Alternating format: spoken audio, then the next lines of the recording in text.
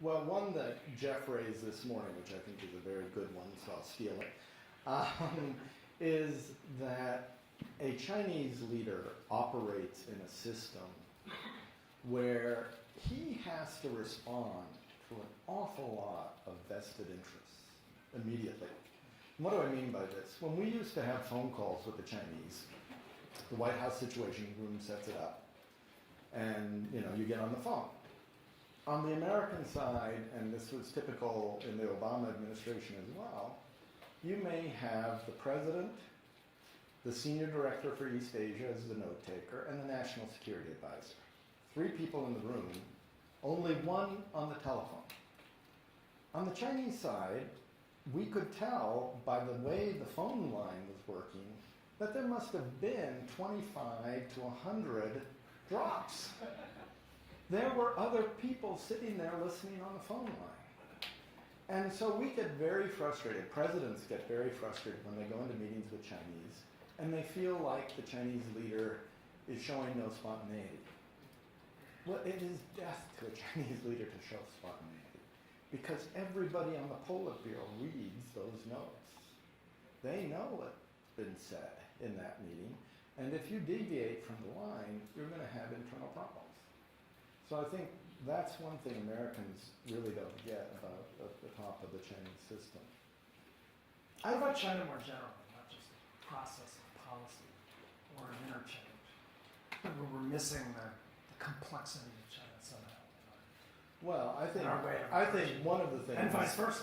I think one of the things, and it's what has led to sort of the collapse of the Washington consensus, is we really didn't want to believe they were communists anymore. That somehow we had changed. That I remember Henry Kissinger, who I have great faith in, said there are no communists left in the Communist Party. Well, I don't think so. I think that they are still communists. That doesn't mean you can't work with them. That doesn't mean they haven't adopted market reforms.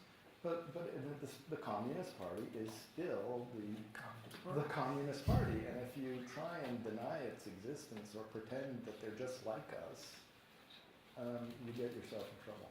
Yeah, I mean, just building on what Dennis said, I think if I think of the illusions and the difficulties that the leaders I've worked with have had vis-a-vis the Chinese, number one, it's failure to understand the Chinese system has politics and how complicated they are.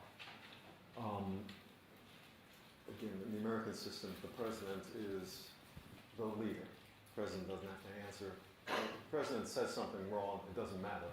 He's the president. It becomes right by the fact of saying it.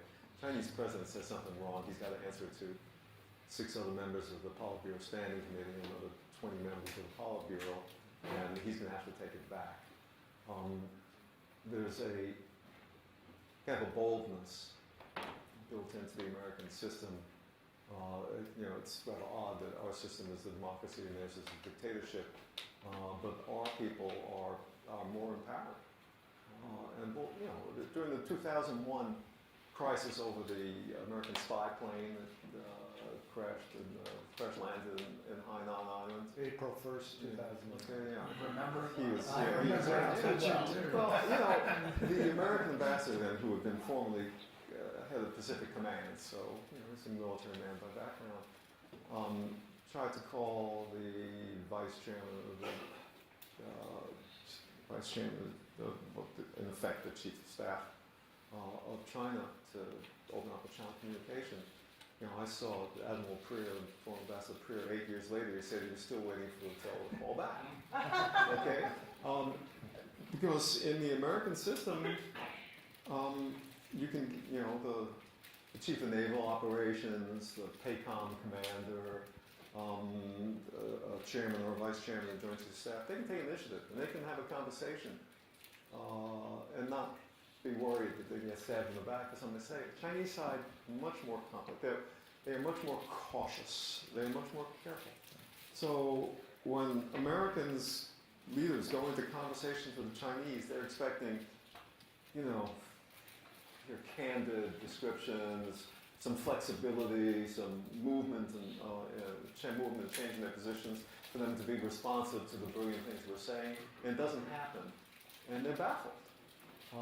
And it's not because the Chinese are dense. On the contrary, it's because of their system, which builds in this, I think, inherent conservatism and slow-moving quality to decision making. And, it's, you know, it's not altogether unlike the Japanese system in some ways.